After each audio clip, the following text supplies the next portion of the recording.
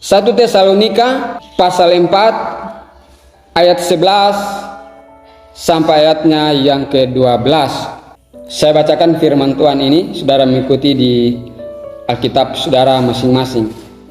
Dan anggaplah sebagai suatu kehormatan untuk hidup tenang, untuk mengurus persoalan-persoalan sendiri dan bekerja dengan tangan, seperti yang telah kami pesankan kepadamu, sehingga kamu hidup sebagai orang-orang yang sopan di mata orang luar dan tidak bergantung pada mereka. Saudara dikasih oleh Tuhan, ini adalah surat Rasul Paulus kepada jemaat di Tesalonika, terdiri dari 5 pasal. Ada banyak hal yang Paulus tuliskan di sana, dan pada pasal 4 itu ada nasihat-nasihat Paulus kepada jemaat Tesalonika. Nah, latar belakang ayat 11 dan 12 ini sehingga Paulus boleh menuliskan, yaitu karena ada beberapa orang jemaat, beberapa orang di gereja pada waktu itu yang menyalahi atau menyalahpahami pemberitaan Paulus tentang kedatangan kedua kali Tuhan Yesus. Kalau kita lihat di ayat 13 itu selanjutnya, itu perikopnya tentang kedatangan Tuhan ya. Ada beberapa orang jemaat Tuhan yang salah tanggapi tentang perihal kedatangan Tuhan pada kali yang kedua, sehingga mereka cenderung sudah mulai malas bekerja. Coba kita lihat di 2 Tesalonika pasal 2.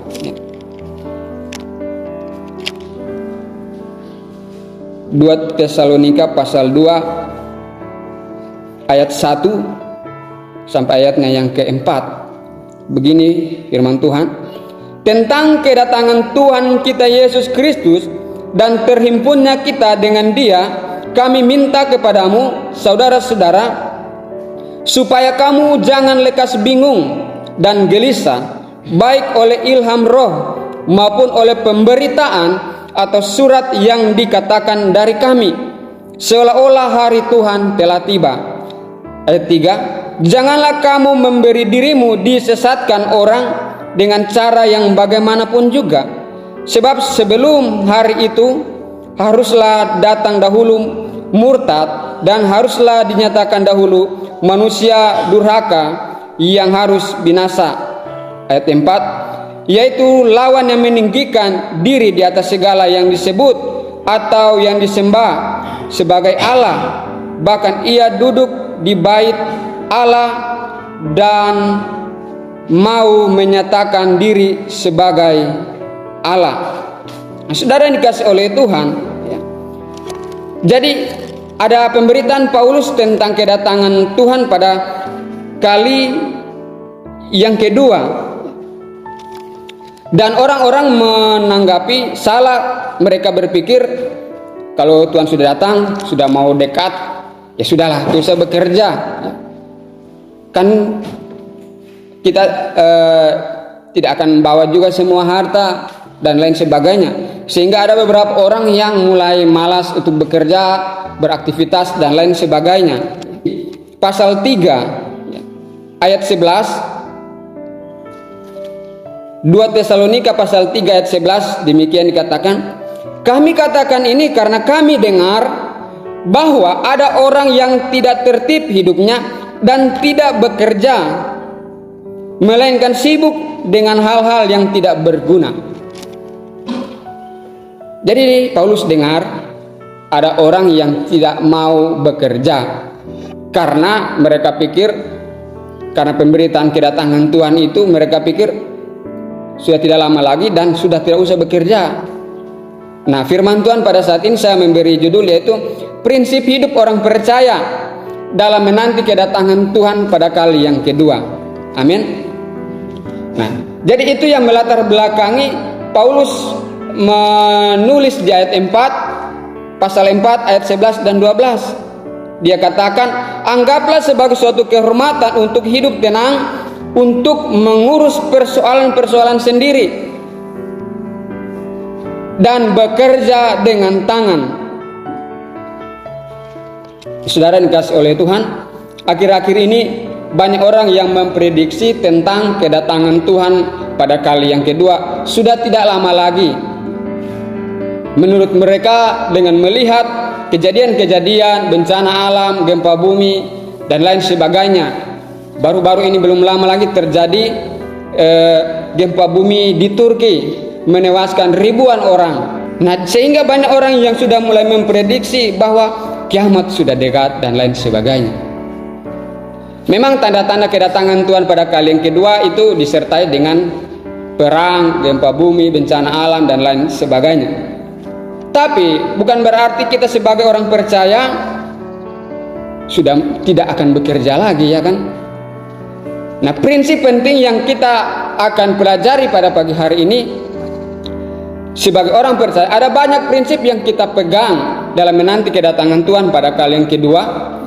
Tetapi melalui pasal 4 ayat 11 dan 12 tadi, yang firman Tuhan mau tekankan di sini ialah tetap bekerja. Jangan sampai apa yang terjadi pada beberapa orang di Tesalonika yang menganggap kedatangan Tuhan pada kali yang kedua dan tidak mau lagi bekerja, jangan sampai itu terjadi dalam kehidupan kita pada saat ini. Nah, sambil menanti kedatangan Yesus pada kali yang kedua, jemaat Tuhan pada pagi hari ini kita semua bekerjalah, tetap bekerja. Nah, di ayat 11 dalam pasal 4 tadi ayat 11, di situ ada dikatakan bekerja dengan tangan. Bekerja dengan tangan. Nah, kata bekerja di sini memiliki arti melakukan pelayanan, juga memiliki arti berdagang atau berusaha. Kenapa dikatakan bekerja dengan tangan? Mengapa ada bahasanya itu seperti bekerja dengan tangan? Dalam budayanya orang Yunani, karena perjanjian baru ditulis dengan bahasa Yunani, ya, bahasa aslinya. Kalau perjanjian lama ditulis dengan bahasa Ibrani, ya. Kalau dalam pandangan budaya orang Yunani ada dua jenis pekerjaan. Ada pekerjaan dengan tangan, ada pekerjaan dengan otak. Pekerjaan yang dilakukan dengan tangan itu seperti berkebun, membuat patung, mengukir, itu menggunakan tangan. Tapi ada pekerjaan yang menggunakan otak. Orang yang kerja di politik tidak perlu bawa pacul untuk bekerja, untuk mengeluarkan ototnya. Mereka lebih banyak menggunakan pikiran. Para filsuf-filsuf Yunani, mereka bekerja menggunakan otak, bukan pakai otot, atau bahasa Paulus ini menggunakan tangan.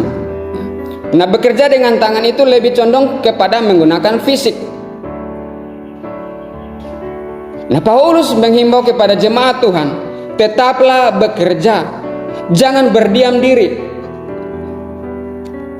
Artinya saudara dikasih oleh Tuhan, selama masih ada kesempatan yang Tuhan berikan dalam kehidupan kita menanti kedatangan Tuhan Yesus pada kali yang kedua, kita harus memiliki prinsip, kita tetap harus bekerja, kita harus mengambil komitmen demi melayani, menjalankan usaha, bekerja. Yang punya kebun silakan berkebun, yang punya usaha silakan berusaha, yang kerja di kantoran silakan bekerja untuk memenuhi setiap kebutuhan hidup kita. Kita akan lihat dasar Alkitab mengapa kita harus bekerja. Karena Paulus menghimbau kepada jemaat di Tesalonika, bekerjalah dengan tangan. Saudara dikasih oleh Tuhan, Tuhan kita adalah pribadi yang suka bekerja. Kita lihat dalam Kejadian pasal 2 ayat 2. Mari kita buka Kejadian pasal 2 ayat 2. Kejadian pasal 2 ayat 2 berkata demikian. Ketika Allah pada hari ke-7 telah menyelesaikan pekerjaan yang dibuatnya itu, berhentilah ia pada hari ketujuh dari segala pekerjaan yang telah dibuatnya itu. 6 hari lamanya Allah bekerja. Jadi Tuhan kita adalah pribadi yang suka juga dengan bekerja. Maka orang percaya juga adalah orang percaya yang juga suka dengan bekerja. Nanti kita lihat ke selanjutnya bagaimana Alkitab menentang orang malas. Dan Yohanes pasal 5 ayat 17, mari kita lihat. Yohanes pasal 5 ayat 17. Yesus juga bekerja. Yohanes pasal 5 ayat 17 berkata begini, tetapi ia berkata kepada mereka, Bapakku bekerja sampai sekarang, maka aku pun bekerja juga. Jadi mengapa kita dituntut bekerja di tengah dunia ini? Karena Tuhan kita pribadi yang suka bekerja. 6 hari dia bekerja menciptakan langit dan bumi, dan pada hari ke-7 dia beristirahat. Yesus berkata, Bapakku di surga bekerja, maka aku pun sampai sekarang bekerja juga. Kalau Bapa kita di surga, Yesus juga bekerja, maka sebagai orang percaya kita juga harus bekerja. Terlebih lagi dalam menanti kedatangan Tuhan pada kali yang kedua. Ada 5 peristiwa besar mengenai Tuhan Yesus. Kelahirannya, kematiannya, kebangkitannya, kenaikannya ke surga. 4 sudah terjadi, yang 5 masih kita tunggu kedatangannya pada kali yang kedua. Kalau 4 terjadi, pasti yang satu ini juga akan terjadi. Amin. Tapi kita dituntut untuk tidak bermalas-malasan di dunia ini. Mari kita giat bekerja dalam pelayanan, dalam aktivitas kita, dalam kehidupan kita sehari-hari. Jadi jelas bahwa Allah sampai sekarang tidak berhenti untuk bekerja. Nah, dasar yang kedua, Alkitab menentang orang yang malas. 2 Tesalonika pasal 3 ayat 10 kita lihat. 2 Tesalonika pasal 3 ayat 10 berkata demikian, sebab juga waktu kami berada di antara kamu, kami memberi peringatan ini kepadamu, jika seorang tidak mau bekerja, janganlah ia makan. Alkitab mengatakan, kalau ada yang tidak mau bekerja, jangan beri dia makan. Amsal pasal 6 ayatnya yang ke-6, mari kita lihat. Amsal pasal 6 ayatnya yang ke-6. Demikian dikatakan, hai pemalas, pergilah kepada semut, perhatikanlah lakunya, dan jadilah bijak. Jadi jelas mengapa kita harus bekerja. Yang pertama tadi, Tuhan kita pribadi yang suka bekerja, dan yang kedua, Alkitab menentang orang yang malas. Bahkan di dalam Tesalonika tadi dikatakan, jangan diberi makan mereka yang tidak mau bekerja. Sebenarnya ini adalah teguran keras Paulus kepada jemaat di Tesalonika. Bahkan sampai-sampai dia bilang, kalau ada yang malas itu jangan kasih makan. Yang berikut, mengapa kita perlu bekerja di tengah dunia ini menanti kedatangan Tuhan pada kali yang kedua? Karena kerja itu adalah ibadah. Saudara mungkin pernah mendengar atau membaca tulisan kerja itu ibadah. Kata ibadah ini, saudara, yang kita pakai sekarang dalam bahasa Indonesia, kata ibadah itu berasal dari bahasa Ibrani, yaitu avoda atau aboda. Bahasa Ibrani itu serumpun dengan bahasa Arab. Contohnya, kalau bahasa Ibrani itu rumah Tuhan itu Betel. Kalau bahasa Arab Baitul, Bait. Kalau bahasa Ibrani Bet. Nah, kata ibadah ini diserap dari bahasa aboda. Nah, bahasa Ibrani itu dengan bahasa Arab satu rumpun.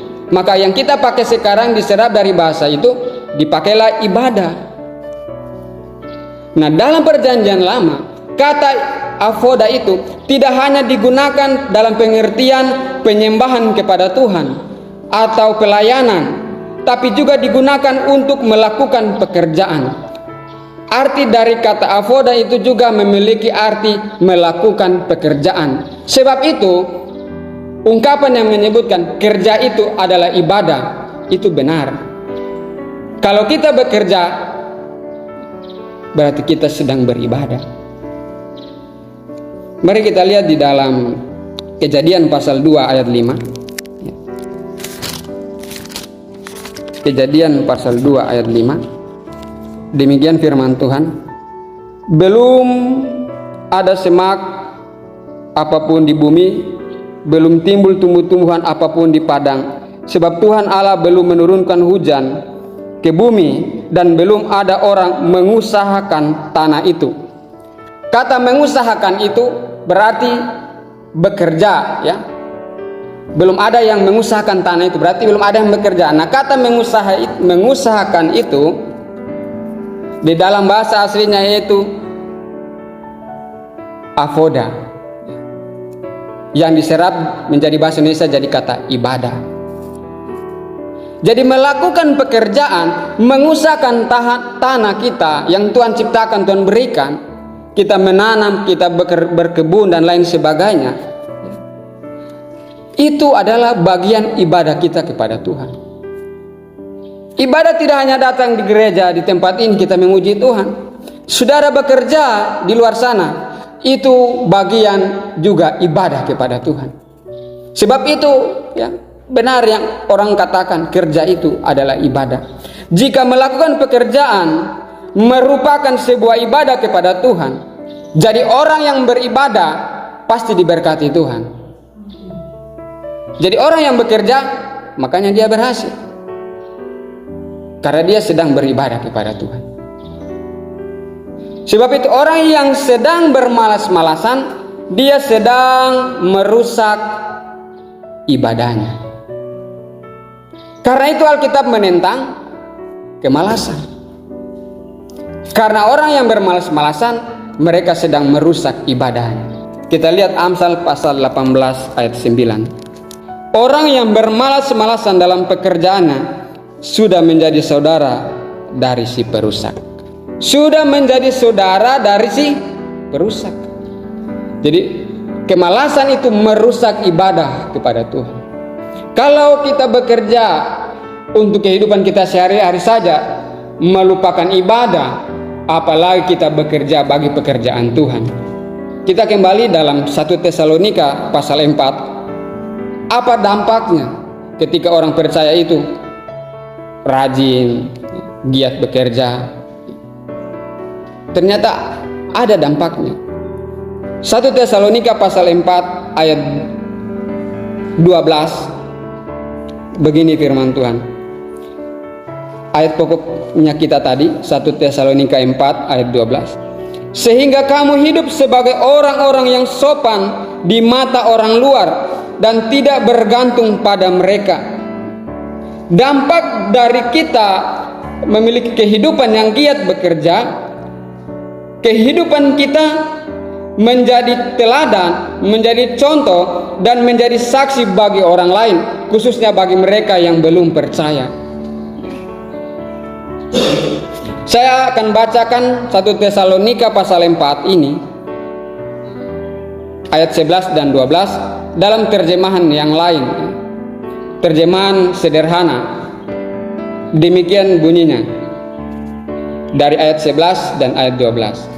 Berusahalah hidup dengan tenang dan jangan mencampuri urusan orang lain, seperti yang pernah kami ajarkan. Bekerjalah dengan rajin untuk memenuhi kebutuhanmu sehari-hari. Ayat 12. Kalau kalian semua hidup seperti itu, dengan tidak perlu lagi bergantung pada orang lain, maka setiap kalian akan membawa kesaksian yang baik kepada orang-orang yang belum mengenal Kristus.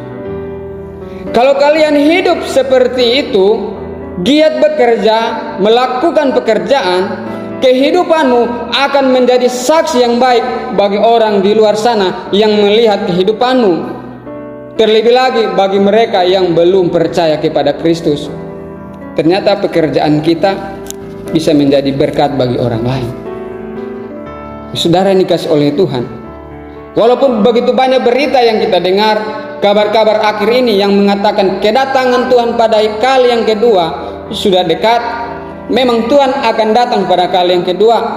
Itu iman kita, itu ajaran kita. Tapi kita tidak tahu kapan pastinya. Sebab itu, mari kita tetap giat bekerja di tengah-tengah dunia ini. Kita giat bekerja, memenuhi kebutuhan hidup keluarga kita, menyekolahkan anak-anak kita, mengatur usaha bisnis kita, perdagangan kita. Jadi beribadah bukan hanya datang di gereja, melakukan pekerjaan setiap hari, ternyata itu juga ibadah kepada Tuhan. Arti dari kata ibadah tadi terkandung kata pekerjaan, avoda itu. Bukan hanya menyembah Tuhan, tetapi juga melakukan pekerjaan. Dan ketika kita sudah bermalas-malasan, kita sedang merusak ibadah kita. Barang siapa yang bermalas-malasan, firman Tuhan katakan, dia sudah menjadi saudara si perusak. Siapa si perusak itu? Siapa yang suka merusak? Itu pekerjaan-pekerjaan iblis. Iblis kerjanya hanya merusak, membinasakan, menghancurkan. Dia buat kita malas bekerja, malas datang gereja, lebih parah lagi, malas datang gereja, supaya hidup kita hancur, hidup kita rusak. Itu tujuan daripada iblis. Cara dikasih oleh Tuhan sambil menanti kedatangan Kristus kali yang kedua, teruslah bekerja, karena kerja itu adalah suatu ibadah kepada Tuhan. Jika ibadah kita benar, maka hidup kita akan menjadi saksi